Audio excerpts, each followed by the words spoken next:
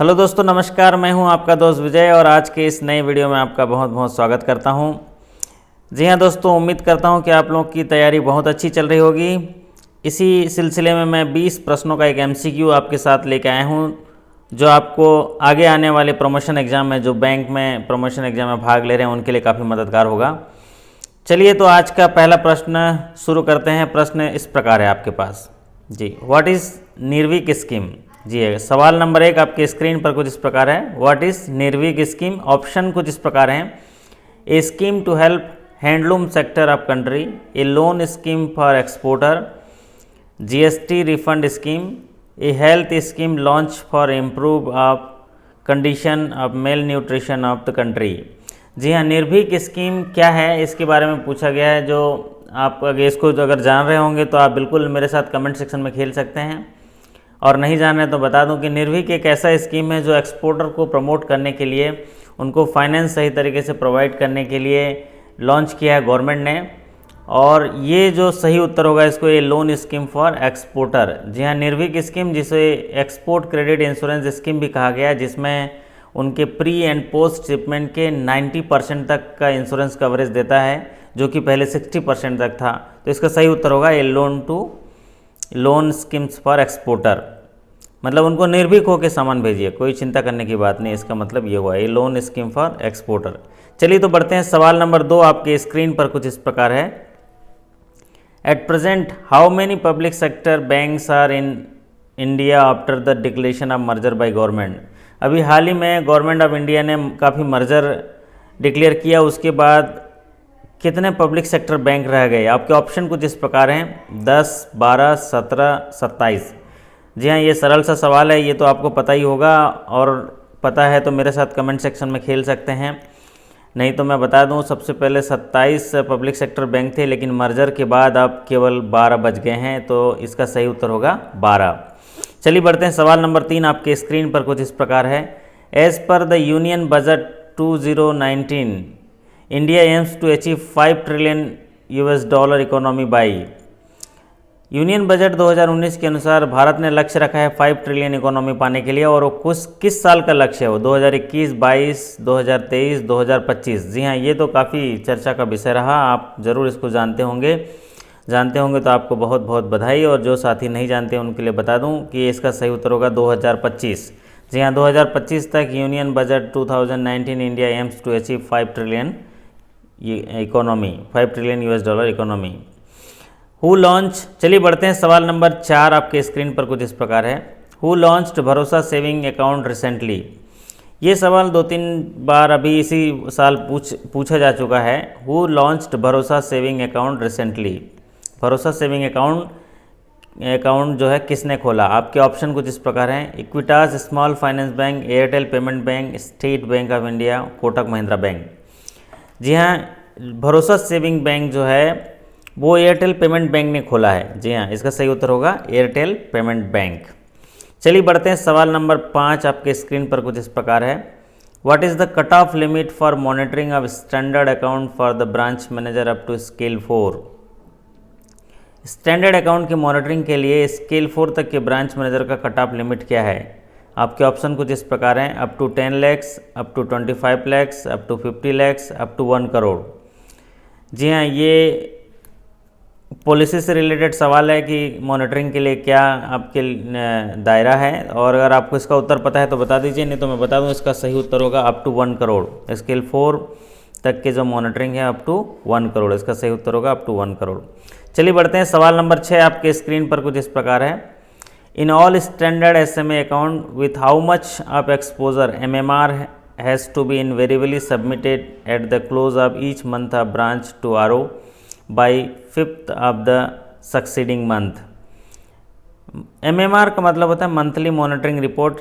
चाहे standard SMA account में कितने रुपए तक के एक्सपोजर तक हर महीने भेजना होता है 5 तारीख तक। तो आपके ऑप्शन कुछ इस प्रकार हैं: ₹10 lakh and above, ₹50 lakh and above, ₹100 lakh and above, ₹200 lakh above.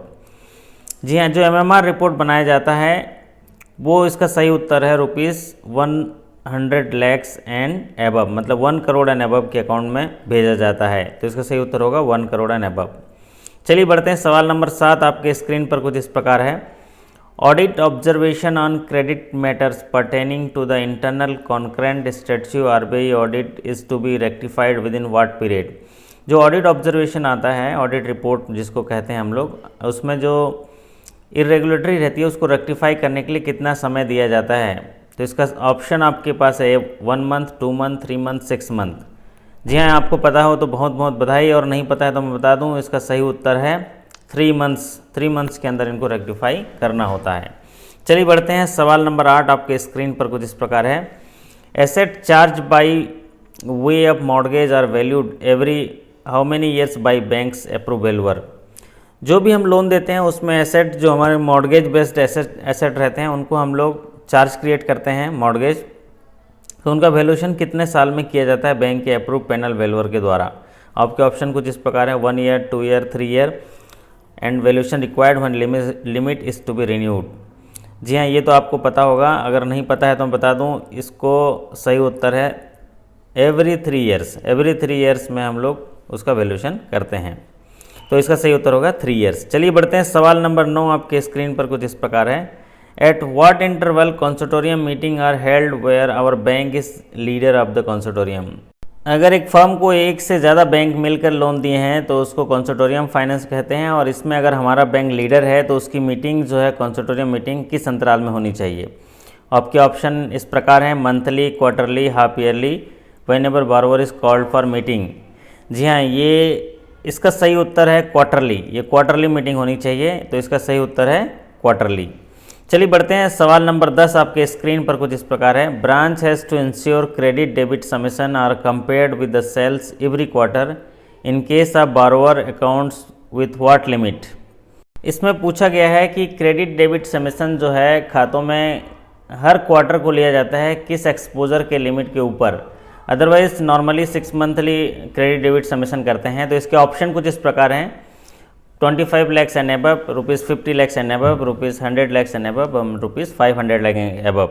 अगर इसका उत्तर आपको पता है तो मेरे साथ कमेंट सेक्शन में खेल दीजिए, नहीं तो फिर मैं आपको बता दूं, इसका सही उत्तर है ₹100 lakhs एंड एबव। जी हाँ, 1 करोड़ से ऊपर के अकाउंट में every quarter submission, credit debit submission compare किया जाता है सेल्स के अगेंस्ट।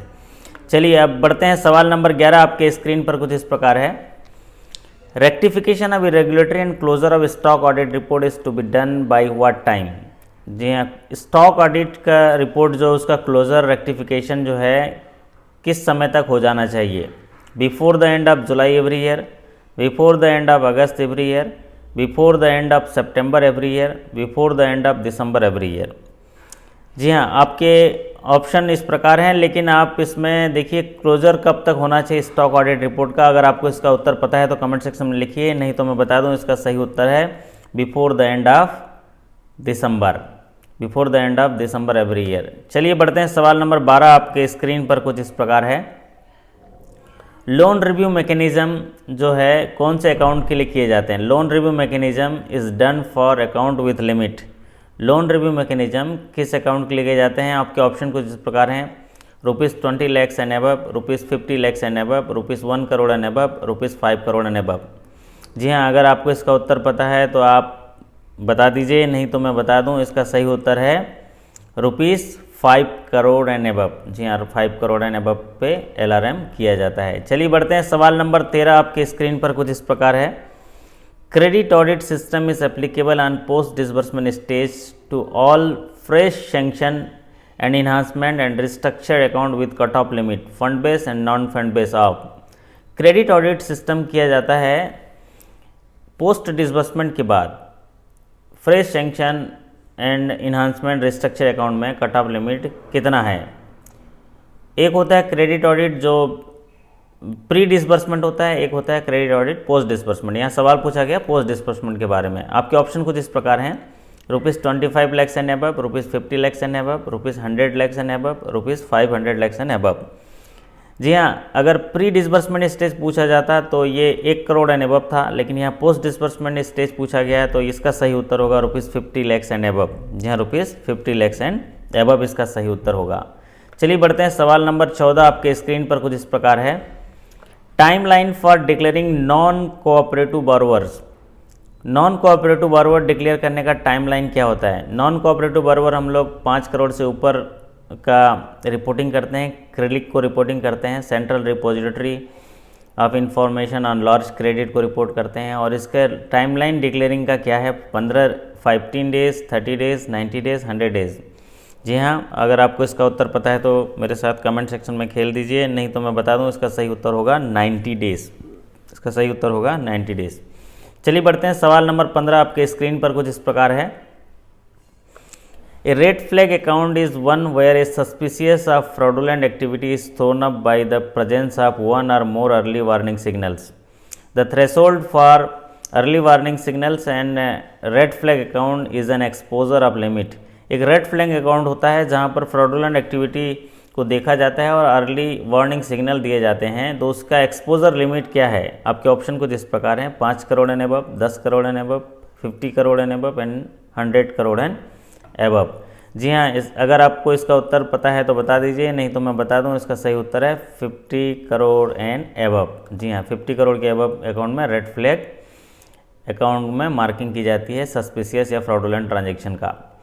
चलिए अब बढ़ते हैं, सवाल नंबर 16 आपके स्क्रीन पर कुछ इस प्रकार है। Who is the chairman of fraud monitoring committee at central office? Fraud monitoring committee का चेयरमैन कौन होता है सेंट्रल ऑफिस में? आपके ऑप्शन कुछ इस प्रकार हैं: GM credit, GM monitoring, GM recovery, GM HRD. जी हाँ, who is the chairman of fraud monitoring committee? इसका सही उत्तर होगा जीएम मॉनिटरिंग। जी हाँ, इसका सही उत्तर होगा जीएम मॉनिटरिंग। चलिए बढ़ते हैं, सवाल नंबर 17 आपके स्क्रीन पर कुछ इस प्रकार है। क्लास स्टैंड फॉर, क्लास में स्टैंड फॉर क्लास का फुल फॉर्म क्या है? आपके ऑप्शन कुछ इस प्रकार हैं: centre for loan appraisal system and supervision, centralise loan application system and supervision, centralise loan appraisal system and supervision, centralise loan application system scheme. जी हाँ, इसका सही उत्तर होगा C, centralise loan appraisal system and supervision. इसको बोलते हैं class, centralise loan appraisal system and supervision, जिसमें सारे लोन प्रपोजल प्रोसेस किए जाते हैं। चलिए बढ़ते हैं, सवाल नंबर 18 आपके स्क्रीन पर कुछ इस प्रकार है। In view of stringent Basel 3 norms, the inspection of asset charge to the bank including collateral security is required to be done at least. जो बैंक में एसेट चार्ज रहते हैं उनको कम से कम कितने दिन में एक विजिट करनी चाहिए, उनका इंस्पेक्शन करना चाहिए? आपके ऑप्शन कुछ इस प्रकार हैं: once in quarter, twice in year, once in year, once in 2 year. जी हाँ, ये वेसल 3 नॉर्म्स के हिसाब से जो एसेट चार्ज किए जाते हैं, चाहे वो टर्म लोन हो चाहे सीसी हो, कम से कम साल भर में एक बार देखा जाना चाहिए। तो इसका उत्तर है once in a year, once in a year. चलिए बढ़ते हैं, सवाल नंबर 19 आपके स्क्रीन पर कुछ इस प्रकार है। QIS submission is applicable to account having limit of and above। Quarterly information system है, सबमिशन जो किए जाते हैं वो किस एक्सपोजर से ऊपर किए जाते हैं? आपके ऑप्शन कुछ इस प्रकार हैं: 25 lakh and above, 50 lakh and above, 1 crore and above and 5 crore and above. जी हाँ, QIS सबमिशन जो किया जाता है इसका सही उत्तर है 5 करोड़ एंड अबव। इसका सही उत्तर है 5 करोड़ एंड अबव, मतलब 500 लाख एंड एबव। चलिए बढ़ते हैं आज के इस वीडियो के अंतिम सवाल, 20वें सवाल की ओर। और 20वां सवाल आपके स्क्रीन पर कुछ इस प्रकार है। What is the name of committee that has recommended for IRAC norms in bank? जी हाँ, जो प्रूडेंशियल नॉर्म लाए गए थे उसमें कौन सी कमेटी जो है रिकमेंड की थी एनपीए के लिए? आपके ऑप्शन कुछ इस प्रकार हैं: महापात्रों committee, Tandon committee, Narasimham committee, Nayak committee. जी हाँ, अगर ये तो बड़ा सरल सवाल है, इसका उत्तर आपको ज़रूर पता होगा, अगर पता है तो आप बता दीजिए इसका सही उत्तर, नहीं तो मैं बता दूं इसका सही उत्तर है नरसिम्हम कमेटी। जी हाँ, नरसिम्हम कमेटी के रिकमेंडेशन से आईरक नॉर्म्स बैंक में आए थे। तो ये थे दोस्तों 20 सवाल जो एमसीक्यू के तौर पर आपके लिए लाए थे। उम्मीद करता हूँ कि आपको रिवीजन करने में मदद हुआ होगा, आप मेरे साथ प्रैक्टिस किए होंगे, क्योंकि एक क्वेश्चन को करने के लिए, पढ़ने के लिए, करने के लिए हम 30-30 सेकंड लगाते हैं, तो ये आपकी रेगुलर प्रैक्टिस हो जाएगी। उम्मीद करता हूँ कि आपको उसी स्पीड से आप चल रहे होंगे तो आपको एग्ज़ाम में सहूलियत होगी। तो ये थी आज की वीडियो, फिर मुलाकात होगी अगले वीडियो के साथ। मैं आपके सफलता की शुभकामनाएं करता हूँ और आपसे विदा लेता हूँ। हमेशा गतिशील रहिए और गतिशील रहते हुए आगे बढ़िए, क्योंकि गतिशील रहना ही जीवन का एक नियम है। एक एक कदम आगे बढ़ाते जाइए, मंजिल ज़रूर मिलेगी। अगर यूं ही चलता रहा तो एक दिन चलने में माहिर हो जाऊंगा, या तो मंजिल मिलेगी या एक अच्छा मुसाफिर हो जाऊंगा। जी हाँ, और अगर यूं ही चलता रहा तो एक दिन किनारा जरूर मिलेगा। अगर यूं ही अंधकार से लड़ता रहा तो एक दिन सवेरा जरूर मिलेगा। और जब ठाने लिया है वहाँ तक जाना तो वहाँ तक के जाने का रास्ता भी ज़रूर मिलेगा। जी हाँ साथियों, आप लोग एक एक कदम बढ़ाते चलिए, आपको मंजिल पहुँचने तक का रास्ता भी मिल जाएगा और मंजिल भी मिल जाएगी। चलिए, इसी शुभकामनाओं के साथ आपसे विदा लेता हूँ। फिर मुलाकात होगी अगले वीडियो में। तब तक के लिए आपका धन्यवाद। नमस्कार, शुक्रिया।